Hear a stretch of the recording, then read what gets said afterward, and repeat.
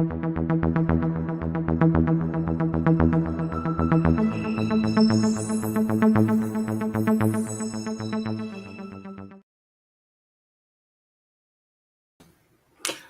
there I am. Still getting used to this technology, how to get everything going, get the show started. So you'll have to forgive me, but at least now I finally got up my mic, my green screen, my camera. Not too much ghosting going on back there, so I'm getting a hang of it. So today's show, try to be a quickie, but I had written an article some time ago about the people, well-known fat people that I've known in the industry, mostly in bodybuilding, but in other areas, but bodybuilding, fitness, a few movie stars, those types. And I thought it would be fun to go through it and discuss it a little bit, maybe add some extra points and thoughts on those experiences that people will be interested in from, as we would say, back in the day. Let me bring this article in. All right. Hold on a second.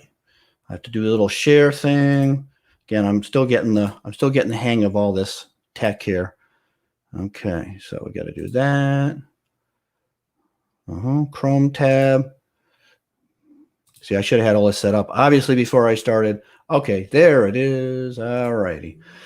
So, I basically put together an article some years ago about the people that I've met, known in the industry, and some of them, of course, are classic character, classic people. Everyone will recognize. Maybe a few, some will not, only because some time has gone by. They were pretty well known at the time, but I think you'll get a kick out of some of these discussions. And of course, we have to start with of course, the most famous person, which would be Arnold. And so here's the article right there. It's called "People I've Known," Reflections, People I've Known in the Industry. So if we're talking about Arnold, of course, let's start with I guess in the bodybuilding world, certainly the top dog. And back in the day, the Arnold Classic, which is in Columbus, Ohio, is still held in Columbus. Ohio. Always has been. It might move after COVID. There was some falling out going on there, but every year since it started, it's been in Columbus, Ohio. And that the reason for that's his connection to Jim Lorimer, who they've been friends forever. But back in the day, when you went to the Arnold Classic, the host hotel was the DoubleTree. That's where all the athletes were, and everybody hung out there. And the sort of more upscale hotel was the Capitol Square, the Hyatt Capitol Square. That was a really nice hotel. And usually, if you weren't press or one of the athletes, you couldn't get into the DoubleTree. That was pretty much taken over for them. And I like the Capitol Square Hyatt anyway because it was the nicer hotel. It's where Arnold stayed. It's where people with more money stayed. So I like to hang out there basically, even though it was really expensive at the time to stay. So in the 90s, Arnold was a very obviously well-known movie star at that time. It wasn't like he was some unknown, but he was pretty well-known. He wasn't super well-known as far as like when he wanted to be a governor and stuff, but he was very well-known. And, you'd be walking around the hotel and, he'd be walking around by himself or with, one person. He was always very approachable. He was very easy to talk to. Get in the elevator with him. I mean, it wasn't like any sort of a barrier between you and Arnold for the most part. And the first time that I had an exposure to Arnold, actually, I'm eating breakfast and with some friends, and I get tapped on the shoulder, and with this very strong Austrian accent, I would do an Arnold accent, but it's going to sound awful, so I'm not even going to bother. But in this very strong Austrian accent, it said, would you pass the salt? I was even about to do the accent. I can't do it. And I'm like, yeah, sure. So I grab the salt and I look over, and it's Arnold. And he's in the table behind me, and he's sitting there having breakfast with, I recognized Franco right away, of course. I recognized a couple other people and a couple of his friends. I don't remember what their names are, but Arnold was very loyal to his friends, like friends from way back. And like in most of his movies, his action movies, he would always get his friends in there. You recognize a couple. Some of them were power lifters, bodybuilders, and I don't remember all of their names, but you recognize, like say, Arnold has put all of his buddies in his movies, in just whether it's just extras or one line or whatever. So I turn around and in this hotel having breakfast, and there's Arnold, like I say, with his friends having breakfast, and that was kind of my first exposure to Arnold. This was like probably mid-90s, something in that ballpark. And the show at that time was a small show. It wasn't a giant show. It was held at the Veterans Auditorium, and you'd see Arnold there, and he'd walk around, he'd shake hands, and a few times I saw him at the bar at the Hyatt and said hello. A couple of times, when the show was sort of over and people were packing up to go. One time, I saw him sitting there just couch by himself. Remember, this is before cell phones and people, nobody was bothering him. I sat down and I had my press badge on, and it said Muscle Mag. And he looked over and he said, Muscle Mag, my old stomping ground. I think that wasn't a too bad Arnold impression, but you know what I'm saying. And I said, yeah, I remember Arnold. You were a fixture in a Muscle Mag International, of course. And so, I sat there and shot the shit with Arnold for 15, 20 minutes or so. And as time went on, as the years went by and he became a bigger and bigger movie star, the show got bigger. Then you'd start to see him. He was always the same hotel, but you start to see him with more people around him, and then some security. And even then, he was still approachable. I mean, it wasn't like a big deal. But once he became a politician, once he was governor, well, that was a different animal altogether. Then there was quite a bit of security, and the whole top floor was taken up and all that. So that, again, it kind of ruined it. There was always a feel about the Arnold Classic up until not that long ago that it still had this sort of this intimate feel to it, where everybody kind of either knew everybody or could at least approach anybody they wanted to. I mean, Arnold, obviously, at that show was pretty much the top dog. But, you'd see other movie stars and people walking around. And, whatever about that show, it was just it was a very approachable show. And like I said, and then Arnold got big enough where he'd come through the crowd with all kinds of security, and everybody had to get pushed out of the way. And honestly, it kind of took the fun out of it. But and Arnold and I have had I've never known Arnold on a personal, good personal level, but Arnold and I have had personal friends, in connection for quite some time. And so I've always had sort of a peripheral connection to it. But what I'll do when I'm done talking here is I'll put this article, I will link it below this video if you want to go read more about it. So, I sort of no particular order here, but that's sort of my Arnold's story. Let me see if I missed anything. Sorry if my wheel here is not so great. So the next person, and now if you guys have any questions or comments, I'll keep an eye on that. It's a little tough because I'm going back between screens, but if let me know how this sounds and how this looks too, because like I said, I'm a little new getting the streaming show going. I think I've got the tech down good enough where the next phase of this show will start having guests. I've already got guests lined up, and if obviously you know who I am and follow my stuff, I know just about everybody, and a whole lot of people that you might not know that I know, but I'm going to bring them in anyway, and they'll be interesting people. So as someone who's been on the other side of the been interviewed a whole bunch of times, I thought it would be fun and interesting to start doing it. So the next person I want to talk about is Dan Duchaine. Now, everybody in bodybuilding should know or will know the name Dan Duchaine. But, unfortunately, enough time has gone by where there's probably people out there, young, maybe younger people, I don't know, but who don't know who Dan was, and it's just kind of a bummer. But, Dan was well known. His nickname, of course, was the Steroid Guru. And Dan was a very interesting, complicated character of a person. He was brilliant. He was self-destructive. He was sort of Bart Simpson meets Einstein or something like that. I'm trying to put two really divergent personalities together, but he was a troublemaker.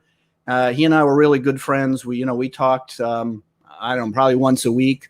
And, I think we were good friends. Let me scroll up to the Dan Duchaine part. Damn, this thing will not work. It goes down when it's supposed to be going up. I thought that Wikipedia whoever wrote it him as a former American bodybuilder, author, two-time convicted felon, and philosopher. Now, I thought that was whoever wrote that. Hats off to them. That was genius. That pretty much covered the philosopher part. Killed me. If Dan lived to see that, I think he would have got a kick out of it. And he was a philosopher in his own right. But so Dan and I were actually pretty good, really good friends for a long time, and we met through Bruce Neller. And again, some of you who've been around bodybuilding long enough in the industry know who Bruce Neller is, and some of you don't. But another character for another day. And But Bruce was sort of Dan's assistant, I guess, when Dan was in prison for the second or third time, and they became good friends. And when Dan got out, Dan was from the New England area, and Bruce said, "Hey, Dan Duchesne is going to be in town, and he, wants to meet you. He knows your stuff, and let's meet up at. I think we went to Applebee's, as a matter of fact. So Bruce and I and Dan met for the first time, and Dan actually, was really complimentary. That was cool because, Dan was not very complimentary to almost anybody. So he was really cool and said, I liked your stuff. You're one of the few people I read all the magazines every month because I got nothing else to do in prison. And I'm assuming Bruce sent those to him, but I'm not sure how he got them. But he said, you and a few other people are one of the few writers that I read, and I get something from, and I enjoy it, and keep up the good work. And as we were talking, and this was pretty early in my career, he said, look, Will, talking to you here, you need to let more of that come out in your writing. You need to be more, let who this person is that we're talking right now, this more entertaining and funny guy, and that I like. Even meeting you in person, I get more of this, and I think this is, you need to tap into that. And that was probably some of the best advice that he had given me, because I think that had an impression on me, and I really went out of my way to do that. And I think that was really, of course, being able to write technical stuff. Almost anybody can do that, to be honest with you. I think that developing a style and a personality in your writing that people recognize, I think that's harder. There's some good writers out there, people that have good, scientific knowledge that never really developed an ongoing reputation where people looked forward to their stuff like that. So that was Dan's advice. Dan, like I say, Dan and I think we got along really well for a couple reasons. One, I was like the yin to his yang. Dan was a risk taker. He, would call me up with these crazy ideas. Will, I'm working with somebody for a show, and I'm thinking of giving them a DNP enema and something, and I'd say, Dan, don't do that. That's not safe, Dan. You don't want to do that. And he'd laugh and say, oh, Will, you're too conservative, and so forth. So I was kind of like the balancing force in his life. I mean, I think other people that were friends with him and talked to him, wouldn't like ever maybe tell him the truth. I mean, emperor has no clothes kind of thing, if you know that story, where they would tell him what he wanted to hear. And I don't do that for anybody. I don't care who you are. I don't care. I treat everybody the same. And I treated him the same and told him what I thought of some of the things he was doing were not a great idea, and some things I thought were brilliant. The other reason I think we got along really well is that Dan was unlike a lot of people, Dan had other interests besides bodybuilding. And in fact, he told me that if he could start a business that made money outside of bodybuilding, he was done. He was finished with bodybuilding. He had enough of it. He didn't want to write for bodybuilding. And he had actually started a bicycle company. He was a big bicycle guy. He was also a big audio guy. He used to build his own speakers. I mean, really big audio guy. He built his own amplifiers. So Dan and I would have conversations, about all kinds of things that had nothing to do with bodybuilding. And he had started a bike company and was hoping very much, if he had got that going, he had every intention of leaving bodybuilding. And he died from congenital kidney disease. So a lot of people may not know the story that, he had been adopted, and his mother, his biological mother, actually made contact with him when she found out that she had polycystic kidney disease, and he probably did too, which is a genetic problem. And that's why she contacted him. And so for the last few years of his life, he actually was in contact with his mother and his sister. But he actually died at a pretty typical time for somebody with polycystic kidney disease if they don't get a kidney transplant. And Dan had no interest at all in kidney transplants or going through all that. He made that very clear to me and others that when the time comes, the time comes. He actually got the flu, and he was really sick, and he, obviously he was sicker than he thought. And that was that. So that's sort of some Dan story maybe that I didn't really articulate in the article that you might want to check out. If you have any comments or questions while I'm, talking about anybody in particular, let me know. So let's go back to trying to think of any other Dan stuff that I kind of left out. I just say about Dan that Dan could be he was a real complicated person, and he would do all kinds of stuff to his quote unquote friends that you wonder how you were friends, but he was one of those people he was really hard to stay mad at. We were talking on the phone once, and Dan at the time was big on ketogenic diets. He also he wrote the book. He was big on, he had his own diet, which was sort of a cyclic ketogenic diet where you were in ketosis, or at least, no carb, and then you load it up for a couple days. And that was like his thing. And so we were talking about that. And I said, well, Dan, remember, there's no such thing as an essential carbohydrate. And there was like the silence on the phone. And, I don't know, a few issues later in Muscle Media, he writes that exact line about there's no such thing as essential carbohydrate, not in quotes, not many mention of me at all. And I called him up and I said, Dan, what the fuck? Well, you're not even gonna attribute your buddy and stuff. He just laughed, yeah, well, I figured you'd see it, and either you wouldn't see it or you would, and you'd figure it out, something. Honestly, anybody else had done that to me, I don't know if I probably would never have talked to them again, because that's just not done. That's just really, really bad form, all around. But for whatever reason, because it was Dan, anybody else who knows Dan, is watching this or was friends with Dan would tell you the same thing. I don't know how he got away with it, but he almost always did. Once in a while, he would do something bad enough to somebody where they wouldn't talk to him anymore. But for the most part, there was something about him that, somehow he just always got away. Again, my Bart Simpson reference, very much Dan. So who's next? All right, let's go down the line to the next person. So now, Bill Phillips. Bill Phillips, of course, most people I can't imagine don't know who Bill Phillips is. But again, maybe if the 90s doesn't seem that far away, or even the 2000s, even the 90s and the middle 2000s, they don't seem that far away to me. But I know actually they are a long way away. So let me a quick update. I think most people watching this know who Bill Phillips is, but Bill Phillips started the company EAS. He started the magazine Muscle Media 2000. He wrote the book, as you can see, Body for Life, which did really, really well. He sold a gazillion copies. And I knew Bill when he was owned Muscle Media. And I wrote in Muscle Media along with a lot of the other guys. And Muscle Media really was, for content and fun and stuff, it was by far the best magazine. Think about Bill, he really went out of his way to collect the best writers, and he paid them really well. Bill Phillips, I will say on record, paid better than anybody out there by far. And I think that was really smart of him, because it made people want to write for him. It made the best writers out there want to write for him. A lot of careers were launched, through Bill Phillips and Muscle Media that people had never heard of, like Charles Poliquin. That's where he got his start. So Bill was, really good at that, and he did a great job. And one of my stories is, here's how I got in Muscle Media. I sent an article to Muscle Media, and it was about fat. It was about eating more fat to lose fat, flax oil. I was the first one to write about flax oil, and that topic at the time, again, low fat, high carb diets were still popular, and the article got turned down. And I said, and I put it in Muscle Mag International.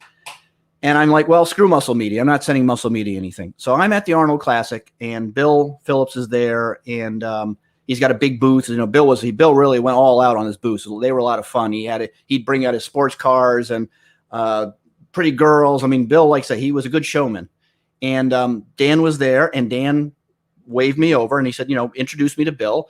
And Bill said, hey, Will, yeah, I know your stuff, and I really like it. How come you don't send anything to Muscle Media? And I said, well, actually, Bill, I tried, and your editor-in-chief rejected it.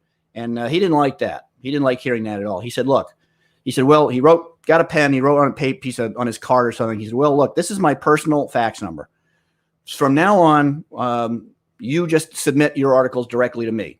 Now, and we'll take care of that. And, that won't happen again. And, obviously you'll have to go through the, same process anybody else, but for sure, that problem isn't going to happen again. So that's how I got into Muscle Media.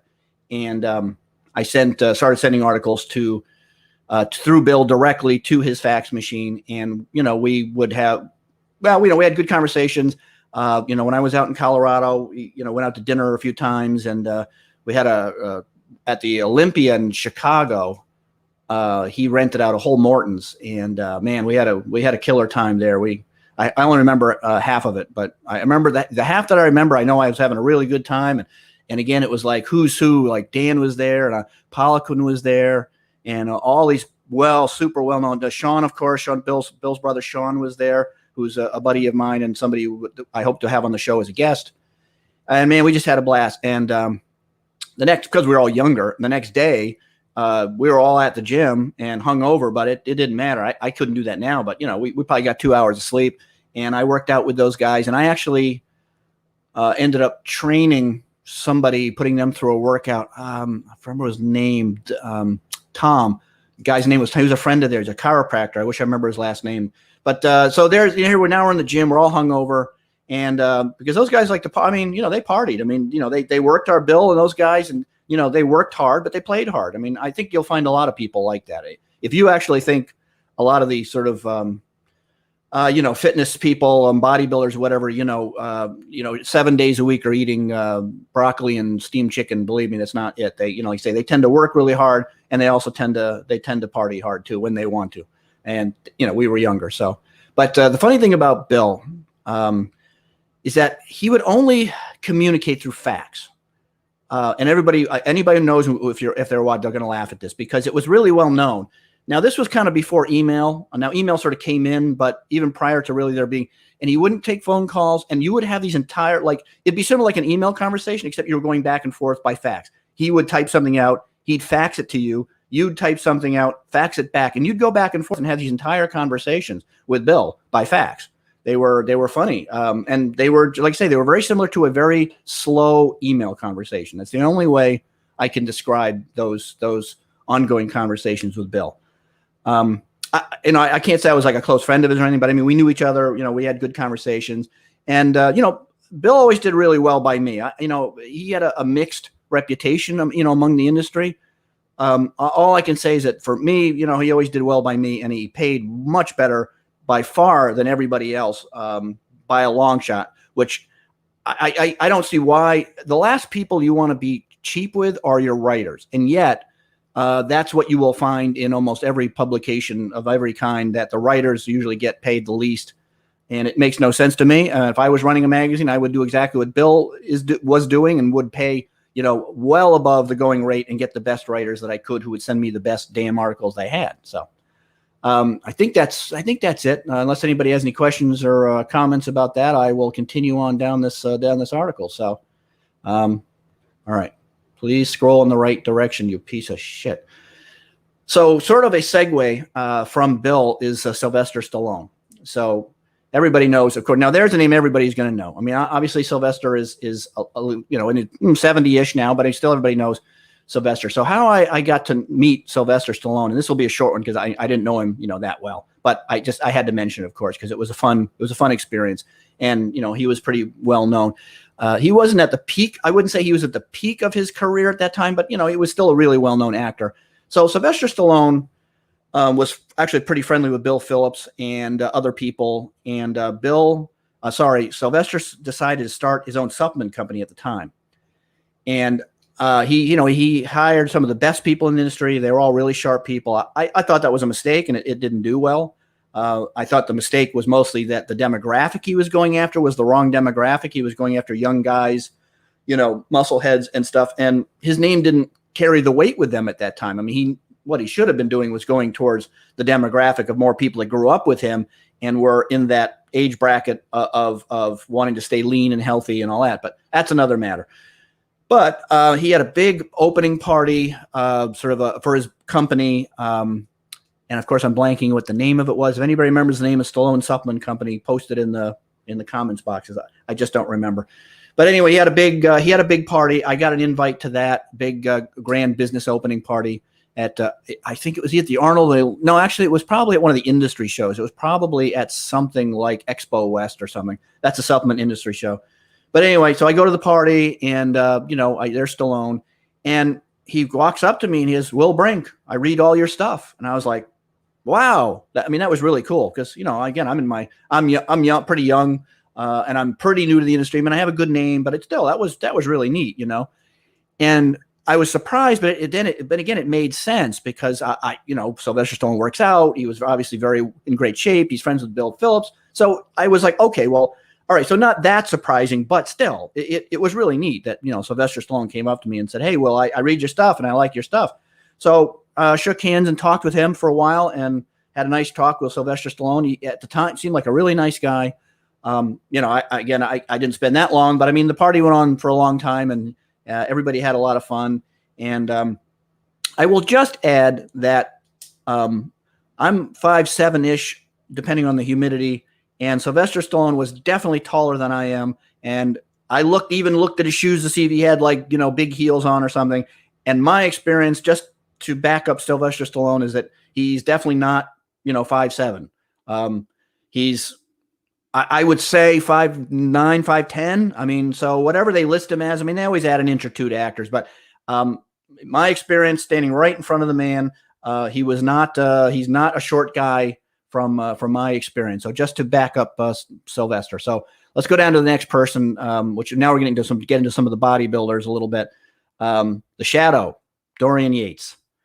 Oh Christ, this thing is going in the wrong direction. See, hold on.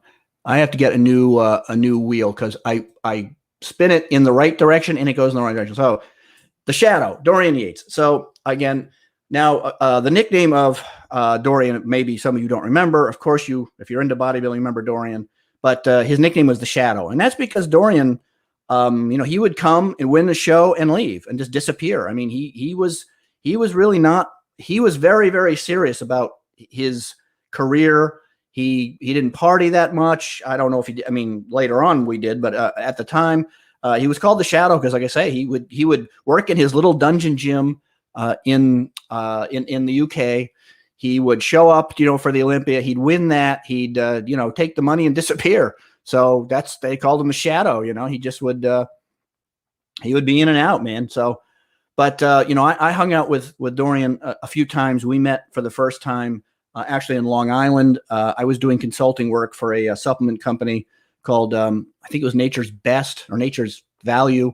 Big supplement company. I think it still exists, but it's owned by different people now. But he was friends with them and he was there with some other people. And I met him there and he knew who I was. I thought that was neat. I took that again as a compliment. And so we were kind of friendly. We also had some mutual friends. So when I was at, if we were at the same show and he wasn't competing, of course, and this is now a little later, he was still big and huge and everybody knew him, but I think he wasn't competing much anymore at that time, but you'd see him at all the shows. And if he was at a show that I was at, like the Arnold Classic and our mutual friends, we would all end up going out and hanging out. And I just, it's funny, like you'd go somewhere with him. And the last time we went out, this was again, late 90s or something. We went into what of course we would call a gentleman's club, but you all know what I'm talking about. And we walked into the place. It was, really dark and all that. And somebody yelled out, "The Shadow." And that was, it was like a laugh between all of us. But Dorian is a really cool guy. He's a really smart guy. He's somebody, again, there's somebody you can sit down and talk to about all kinds of stuff.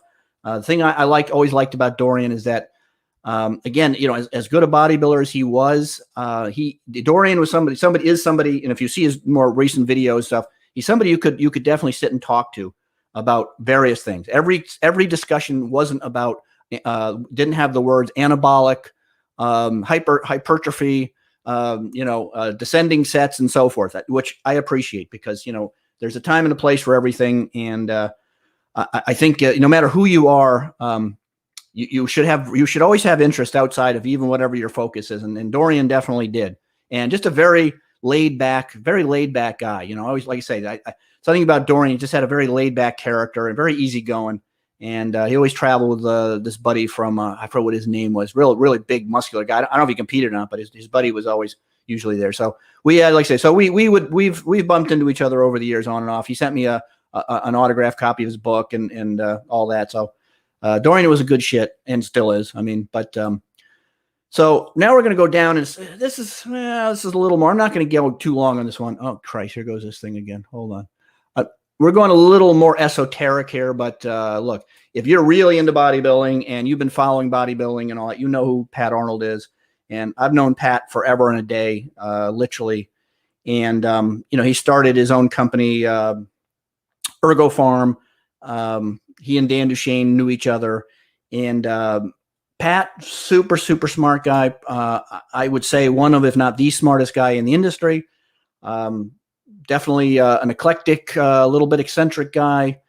He was involved in the whole Balco steroid scandal, which we'll talk a little more about that in a minute for somebody else, Victor Conte. But I think I always sort of felt that Pat sort of got the short end of the stick in that whole mess. But it's kind of, that one's kind of water under the bridge. So if anybody has a comment or whatever, just go read the article. But I'm not going to get too much into that one. But anyway, so let's go on to the Admiral, Bob Kennedy. Now, if you've been in bodybuilding or ever read the magazines, you know that Bob Kennedy, of course, was the publisher of Muscle Mag International. Bob gave me my first start, published my first article. If it hadn't been for Bob getting me started and supporting me and all that, at least early on, who knows where I would have been. Bob was a really interesting person, and again, he was not somebody who was easy to know. I mean, I met Bob many, many times, but Bob always kind of had a little bit of a shield up, hard to explain. But I will say that first couple articles that I had written for Muscle Mag International, he was in New York City at the Miss Olympia, and he, through Johnny Fitness, who was the editor, requested that I meet them for breakfast. And I met Bob, and now I'm really pretty young now. I mean, I'm in my, I don't know, early 20s or something. We're talking 92, 93. Something like that. And I only had like 3 articles in Muscle Mag. So I'm a nobody, at this point. And he invites me to breakfast, and I believe it was Bob Kennedy, Johnny Fitness, his real name is Gino. And I think Gary Bartlett was there. I'm going to ping Gary on that, but Gary Bartlett. And Bob said, look, you've got something here, kid. And you keep sending us articles, and Johnny Fitness here will take care of it. And just keep doing what you're doing. And it was kind of generic up talk thing. But look, I mean, I was, for me, that was like a really big deal, and I never forgot that. Other times, and there's like say, Bob was kind of cheap. He didn't pay much to the writers, I have to say. He obviously loved the women. He was always taking pictures and hanging out with the beautiful girls. And if anybody ever went to the Muscle Mag, everybody knows the Muscle Mag was the best booth when it came to beautiful, fit women, fitness models. And he also launched the careers of a lot of well-known fitness models, and went on to do all kinds of things. So, Bob really was an important figure in bodybuilding, and passed away, some years ago. I did write a eulogy, sort of not a eulogy, but a little thing about him. And I actually did write a more extensive one about Dan. I forgot to mention that earlier. If you want to link, there's a whole talk about Dan and our friendship and all that. So, but there's a picture of Bob and I at Arnold Classic at the booth. And as you can see, I got hair and black, dark mustache versus the white scruffy thing. I'm my current homeless pirate look / COVID thing I got going here. So Bob Kennedy really was an icon. I mean, obviously Bill Witter, Joe Weider was the icon that everybody knew, but Bob was definitely a close runner up in that whole icon of bodybuilding, publishing, promoting. He also, again, Joe Weider, obviously launched a lot of careers, but so did Bob. A lot of bodybuilding careers were launched through Bob Kennedy and Muscle Mag. So again, any questions, comments, throw it out. I see Robert said that's cool. So obviously these people are at least can see this, and everything sounded look okay, Robert, being you're the only one who seems to be saying anything here. So we're going to get a little esoteric here. We're getting close to the end of this talk, so I'll let you guys go pretty soon. And if this stupid thing would roll down.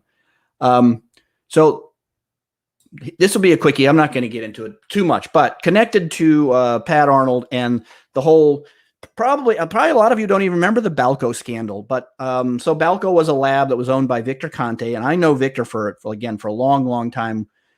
because he was the inventor of ZMA, which is a zinc magnesium vitamin B supplement that he was really pushing hard to some companies. And the companies I was doing some work for, they wanted me to look at it and said, what do you think? This guy's pushing the ZMA. And I was like, I mean, look, it's zinc and magnesium and a B vitamin. I wasn't that, impressed with it, to be honest with you, at the time, and recommended they pass, Victor, and I'm not going to go to the whole sordid story, but Victor and Pat were involved in steroids at the time that were not detectable, and they were getting used by some well-known Olympic athletes. Barry Bonds, the famous baseball player, was involved in all that. It was quite the scandal at the time. It was a big deal. There was a whole big book written about it. I'm named in that book in a few places and for reasons. And I had nothing to do with it. I was never named or charged or anything. So I'm not involved in any of this, but I know all these people and I knew what was going on before most people did. And that's all I'm going to say about that. But Victor Conte is a very interesting character. He's one of those people that, he always lands on his feet. Some people are just like that. Some people have a problem with, going to jail, and some people will even launch their career from there. So I'll let that go, and we'll just go right on to Lee Haney. So Lee Haney, Mr. Nice Guy. I like to call Lee Haney Mr. Nice Guy. All right. Yeah. Robert said, sorry. So sounds good. That COVID look. I know. I gotta get off. COVID's almost over. And I know I really need to stop with the scruffy pirate homeless look and get back to reality. You're right. So Lee Haney, let's talk Lee Haney. So Lee Haney, I call him Mr. Nice Guy. Lee Haney is probably the nicest guy in all of bodybuilding. And there's some pretty nice people in bodybuilding and a lot of not nice people in bodybuilding. But Lee Haney is just the genuine article. And Lee and I were both working for the same company, which is the same one I mentioned earlier, the one that was in Long Island, the big supplement company. Well, they had hired Lee and they had Flex Wheeler. They hired a bunch of people as spokespeople to use supplement. I was product development, design. I taught, also did some talks. So Lee and I, at shows and stuff where the booth was, he and I would see each other. And so a number of times we would always talk, but a few times, we would meet for breakfast and talk. And Lee is just such a nice guy, and he's a very, very religious person. I believe he's a minister. I believe he's an actual ordained minister. And, Lee is one of the few people that I could sit there and talk religion with, because I'm not religious. I'm agnostic, at best. But Lee was one of those people you could sit and have a rational conversation with about religion, and he would give his side of it and his piece of it, whatever, and you'd give your side back. And that's a rare person for me. There's very few people I can sit there and actually enjoy such a conversation with, and people like Lee, not a lot of them, but people like Lee really give one faith that such people exist to their core, and I know that Lee went on to, do a lot of work with charities and for kids and all that. So Lee Haney is and I really value, let me go back a little bit and just say that, and I feel like anybody with great genetics and hard work ethic and all that, you can go on to be a great bodybuilder if you have those things. If you've got, a super duper IQ, you can go on to be a rocket scientist. If you're, 7'2", you can go be on a basketball player. But, beside, other than those accomplishments, you could be a real shithead. And I've known a lot of people like that who are highly accomplished in one little area. And I come from people like that too, which my father was like that. He was a very famous violinist, a very accomplished person. But those people they're not balanced human beings. I have much more respect and interest in people like a Lee Haney or other people that I've known that can achieve a very high level of something and still be decent human beings. I know that sounds crazy. Call me crazy, but it can be done, people. But anyway, there's a lot of people that are highly successful in a little niche area, and then they are miserable human beings in everything else they do. Their kids hate them. There's crappy parents, they beat their wives, whatever it may be. They're not nice people, and they get a pass because, they are so accomplished in this one little area of life, and I don't give them a pass. I'm more interested in balance, a balanced person who has accomplished something.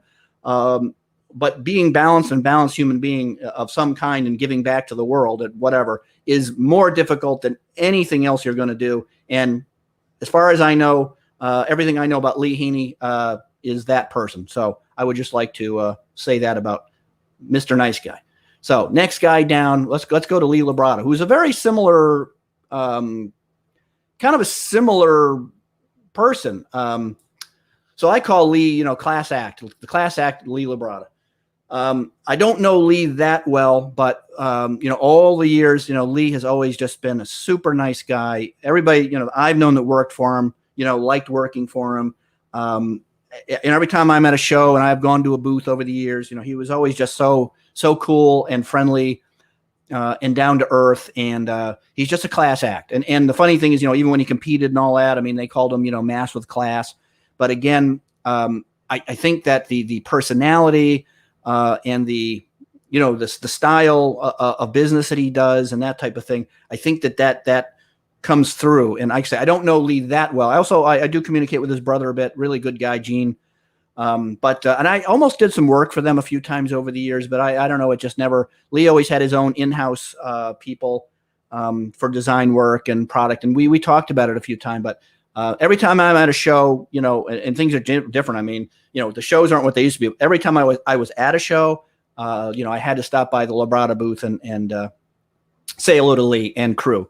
So really nice people. Joe Weider. Let's get down to the last guy. Last but not least, of course, is Joe Weider. And the reason it's a really short section is I didn't really know Joe Weider very well. Again, I wrote for a few of his magazines, mostly, honestly, just so that I could check off my little life boxes in my resume, that I was in all of the Weider publications at least a few times. But I found sort of corporately, they were difficult to work with. I just never really got a flow with that industry, that publication, that group of people. But when I met Joe, the few times that I met him, he was very gracious. He was very nice. And he was always like really friendly. And, he's one of those kind of people, either he's just really good at faking it, or he was just genuinely one of those people, like when you met him, he didn't even know you and you shook his hand. He was very present. It was like you were like right there with the guy. And some people are just really good at faking that, which is why they go on to be, famous and politicians. And some people are just the genuine article. And I don't know which one he was because I didn't know him well enough. But I've heard through other people that, Joe was actually a pretty nice person all around. But, it's a big business. You always hear conflicting things. So, all right. So that's my rundown. This actually went a lot longer than I thought, but I was having fun. And, I can go on. I hope you guys enjoyed this talk. So that's basically it. I will say, if you want to get more on this, the conclusion, those are just a few people. My plan is to maybe do another one of these. If you guys want to post names that, people you would like to hear, what I may do, instead of writing another one, what I may do is just do a show like this and just go through as I did versus writing it and posting it. What I may do is just go through another group of names of people that people would know from the industry, and maybe have a little fun with that, and maybe twist their arm or two to get some of them on my show. Maybe I can get once I start having guests, which I'm going to. Maybe I can get Lee Labrada or Lee Heaney or somebody to talk on the show. So I think it can be done. I have my ways. All right, folks. I think that's it. Nobody's got anything else to say, comments, whatever. I'm going to let this go and check out Brinkzone, of course. And of course, check out Alpha Joe, alphajoecoffee.com. That's more or less who is sponsoring this, which is my latest project, as you know. So Alpha Joe tastes good. It's good for you, and it feels good. So that's the trifecta of win as far as I'm concerned. So, all right, y'all. I'll see you on the Brinkzone.